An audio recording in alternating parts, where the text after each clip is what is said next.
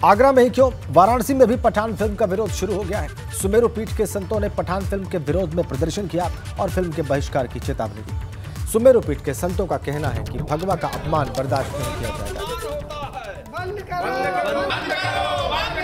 भगवा का अपमान न करो, भगवा का अपमान न करो, बंद करो, बंद करो, पठान फिल्म बंद करो, पठान फिल्म बंद करो,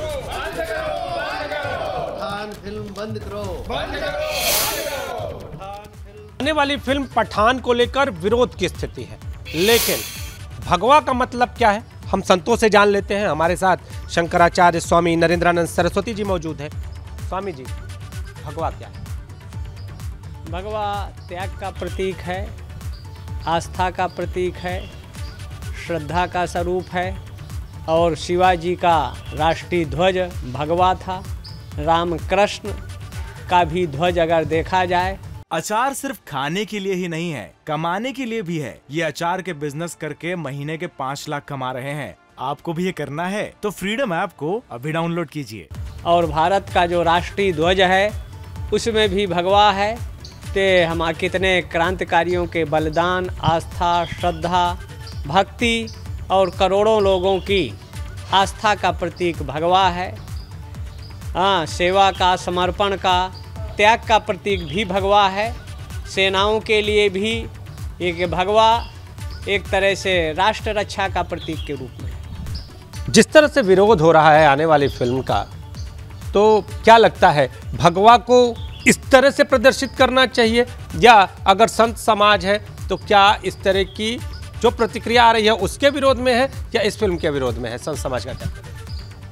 ऐसे फिल्मों को सेंसर बोर्ड को तो पहले परमिशन नहीं देना चाहिए, जिससे लोगों की आस्था, श्रद्धा और भावनाओं को ठेस पहुंचे।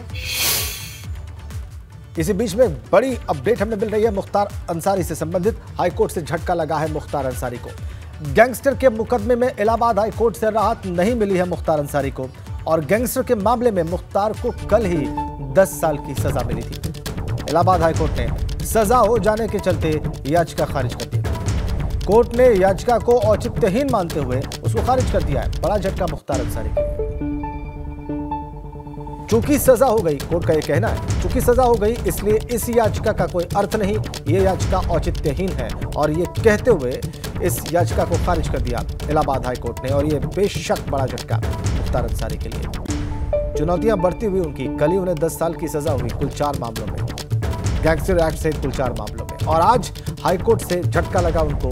उनकी जमानत याचिका खारिज, ये कहते हुए खारिज की गई कि कल ही सजा मिली है 10 साल की, इसलिए जमानत की इस याचिका का कोई औचित्य नहीं है। यह बात कही है इलाहाबाद हाईकोर्ट ने। तो यह बड़ा झटका हाईकोर्ट से मुख्तार अंसारी को। तर्क दिया गया है कोर्ट के द्वारा याचिका को खारिज करते वक्त कि अभी कल ही 10 साल की सजा मिली है और इसी मामले में आप जमानत मांग रहे हैं, इसलिए यह याचिका औचित्यहीन है।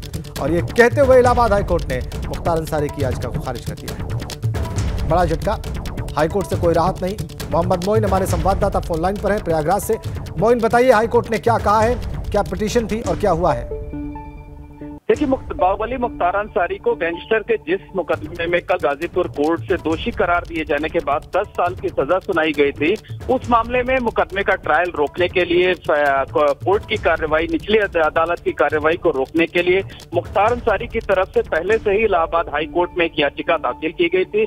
आज इस मामले में सुनवाई होनी थी। प्रदेश सरकार का जवाब पहले ही दाखिल किया जा चुका था और आधार ये दिया गया था कि किसी भी गैंगस्टर के मुकदमे में जो क्रिमिनल केसेस होते हैं जिनके आधार पर गैंगस्टर की कार्रवाई की जाती है, उनमें गैंग चार्ट बनाया जाता है, और जब गैंग चार्ट तैयार किया जाता है तो डीएम से मंजूरी लिया जाना जरूरी होता है। तो मुख्तार अंसारी की अर्जी में यही कहा गया था कि इस मामले में डीएम से मंजूरी नहीं ली गई थी, इसलिए जो है वो निचली अदालत की कार्रवाई पर रोक लगा दी जाए। तो इलाहाबाद हाईकोर्ट में आज जस्टिस समित गोपाल की बेंच में सुनवाई हुई। कोर्ट ने कहा कि जब इस मुकदमे में निचली अदालत फैसला सुना चुकी है, ऐसे में मुख्तार अंसारी की याचिका औचित्यहीन हो गई है और इसी आधार पर मुख्तार अंसारी की याचिका को खारिज कर दिया है और मुख्तार अंसारी को किसी तरह की कोई राहत नहीं मिली है। बहुत धन्यवाद आपका मोहम्मद भाई। मुख्तार अंसारी की याचिका खारिज, हाईकोर्ट से कोई राहत नहीं। मुख्तार अंसारी, अचार सिर्फ खाने के लिए ही नहीं है, कमाने के लिए भी है। ये अचार के बिजनेस करके महीने के 5 लाख कमा रहे हैं। आपको भी ये करना है तो फ्रीडम ऐप को अभी डाउनलोड कीजिए।